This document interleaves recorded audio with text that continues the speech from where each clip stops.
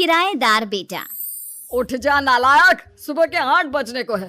तुझे एग्जाम नहीं देना क्या? थोड़ी देर और सोने दीजिए ना पापा। तू उठता या फिर मैं तेरे ऊपर पानी फेंकूं? रोज गधों की तरह सोता रहता है, पेपर की कोई टेंशन ही नहीं है। और एक हमारा समय था जब हम पेपर में फेल होने के डर से रात भर पढ़ा करते थे, सो ही नहीं पाते थे। तो क्या आप उसका बदला मुझसे लेंगे? मैं 15 मिनट बाद उठ जाऊंगा, आप प्लीज जाइए, मुझे डिस्टर्ब मत कीजिए।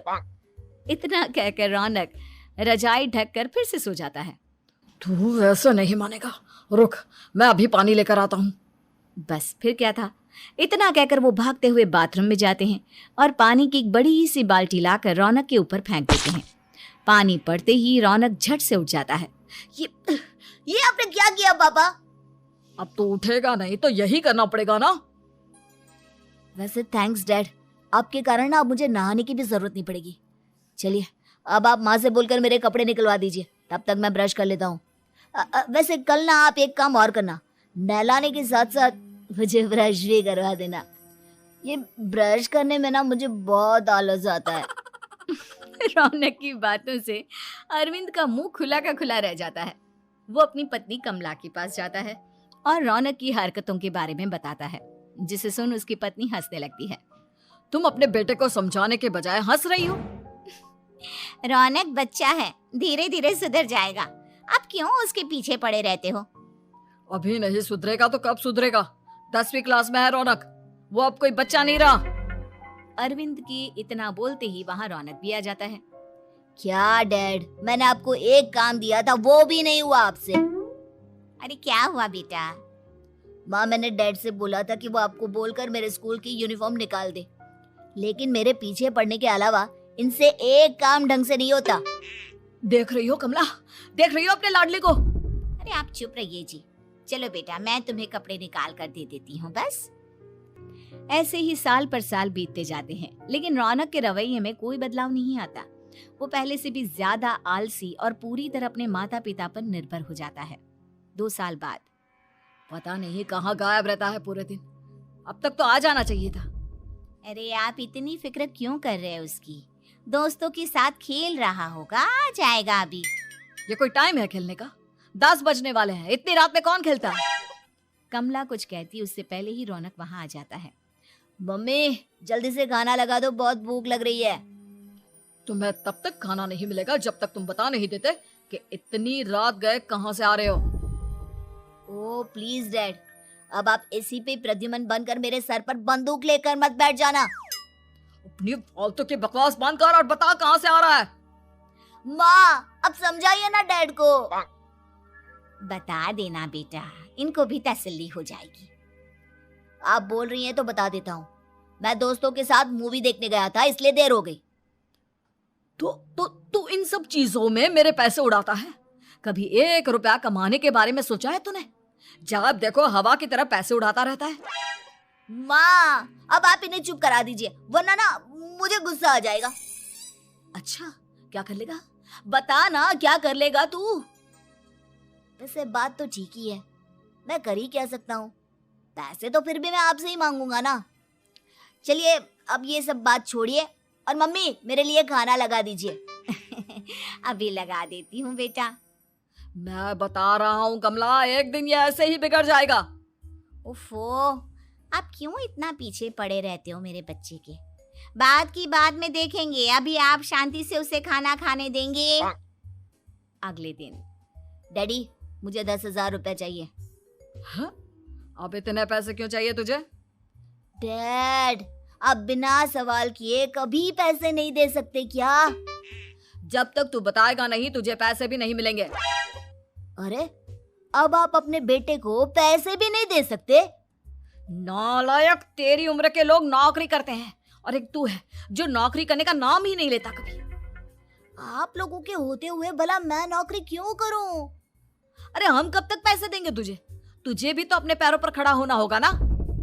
कौन सा उधार के पैरों पर खड़ा हूँ? अपने ही तो पैरों पर खड़ा हूँ मैं। इसी तरह रौनक दिन प्रतिदिन लापरवाह होता जाता है। उसकी लापरवाही को देखते हुए अरविंद और कमला अपने बेटे की शादी कराने का फैसला लेते हैं और 1 महीने के अंदर अंदर ही रौनक की शादी मेघा नाम की लड़की से करा देते हैं। शादी के कुछ दिन बाद, रौनक, मुझे एक अच्छी सी साड़ी चाहिए, आप ला दोगे ना? हाँ, क्यों नहीं।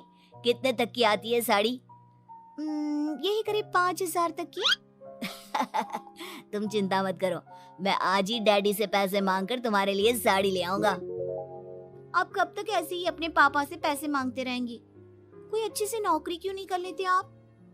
अरे डैड के होते हुए मुझे नौकरी करने की जरूरत ही क्या है? पर आप ऐसे कब तक उनसे पैसे मांगते रहेंगे? कुछ आपको अपने दम पर भी तो करना होगा ना। अब तुम भी बाकी लोगों की तरह मुझे ज्ञान देना शुरू मत कर देना। साड़ी चाहिए ना तुम्हें, मिल जाएगी बस। इतना कहकर रौनक अपने पिता से पैसे मांगने चला जाता है। डैडी, मुझे 5,000 रुपया चाहिए। अब 5,000 क्यों चाहिए तुझे? वो मेघा को साड़ी चाहिए थी। अरविंद आगे बिना कुछ कहे चुपचाप उसे पैसे निकाल कर दे देता है। कुछ दिन बाद, तुम्हें नहीं लगता कमला, रौनक हम पर पहले से भी ज्यादा डिपेंड हो गया है? मुझे तो अब उसके भविष्य की चिंता होने लगी है। कल को हमें कुछ हो गया तो वो क्या करेगा? काश तुमने पहले ये सोच लिया होता तो आज हमारा बेटा इतना लापरवाह नहीं होता। तब मुझे कहाँ पता था कि मेरा लाड प्यार उसे इतना बिगाड़ देगा कि वो इस हद तक लापरवाह बन जाएगा। कोई बात नहीं, अभी भी देर नहीं हुई। मुझे पता है उसे कैसे सुधारा जा सकता है। कैसे? अरविंद कुछ कहता उससे पहले रौनक वहां आ जाता है और पैसों के लिए हाथ फैलाने लगता है। डैड, मैं और मेघा बाहर घूमने जाना चाहते हैं। अरे वाह, ये आज सूरज कहाँ से निकला है? Dad please. अच्छा चलो अब मुद्दे की बात करो। मुझे अब 25,000 चाहिए। अब तुम्हें 1 रुपया भी नहीं मिलने वाला। अगर तुम्हें पैसों की इतनी ही जरूरत है तो कोई ढंग की नौकरी कर लो। मम्मी, आप कुछ कहिए ना डैड को। बेटा, वो गलत क्या बोल रहे हैं?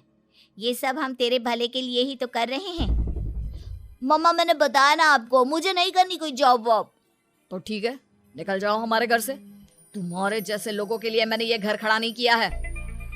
जितना ये घर आपका है ना, उतना ही मेरा भी है। मैं कहीं नहीं जाने वाला। जाना तो पड़ेगा ही तुझे, क्योंकि अब मैं तेरा कोई भी खर्चा नहीं उठाने वाला। ठीक है, मत उठाइए मेरा खर्चा, मैं अपने दम पर भी जी सकता हूँ। तो बेशर्मों की तरह अब तक यहाँ क्यों खड़ा है? अपना सामान ले और निकल जाए यहाँ से। रौनक पैर पटकते हुए वहां से चला जाता है। घर से निकालना जरूरी है क्या उसे? बिना पैसों के कौन रखेगा उसे किराए पर? अगर उसका भविष्य सुधारना है तो हमें अपने दिल पर पत्थर रखकर ये कदम उठाना ही होगा। दोनों बात कर रहे होते हैं कि रौनक अपनी पत्नी के साथ एक बड़ा सा बैग लेकर घर से निकल जाता है, लेकिन घर से बाहर उसे कोई भी मुफ्त में अपने घर किराए पर नहीं रखता। अंत में थक हार कर वो फिर से अपने घर चला जाता है। क्या हुआ? थोड़ी देर पहले तो दहाड़ते हुए घर से निकला था, अब क्या हुआ? नहीं रखा ना किसी ने तुझे किराए पर? डैड प्लीज, मैं कुछ दिनों में कोई अच्छी सी नौकरी शुरू कर दूंगा। आप तब तक तो हमें रख लीजिए प्लीज। सुबह से रात हो चुकी है लेकिन कोई हमें रखने को राजी नहीं है। अब आप ही बताइए, इतनी रात को मैं मेघा को लेकर कहाँ जाऊंगा? ठीक है ठीक है, बहू की वजह से मैं तुझे घर पर रख रहा हूँ, लेकिन तू इस घर में एक बेटे की नहीं बल्कि एक किराएदार की हैसियत से रहेगा। 3 महीने है तेरे पास। इन 3 महीनों के अंदर अंदर मुझे तेरी पहली तनख्वाह हाथ में चाहिए, समझ गया? पक्का डैड, इन 3 महीनों के अंदर अंदर तो कोई बढ़िया सी नौकरी ढूंढ ही लूंगा मैं। ऐसे ही धीरे धीरे समय बीतने लगता है और अरविंद के दिए 3 महीनों में से 2 महीने बीत चुके होते हैं। पापा जी ने हमें 3 महीने दिए थे, जिसमें से 2 महीने तो बीत चुके हैं। अब ये आखिरी महीना बचा है। अरे तुम चिंता मत करो, आज मेरा ना 2 जगह इंटरव्यू है, दोनों में से कहीं ना कहीं तो जॉब लग ही जाएगी। अच्छा, ऑल द बेस्ट।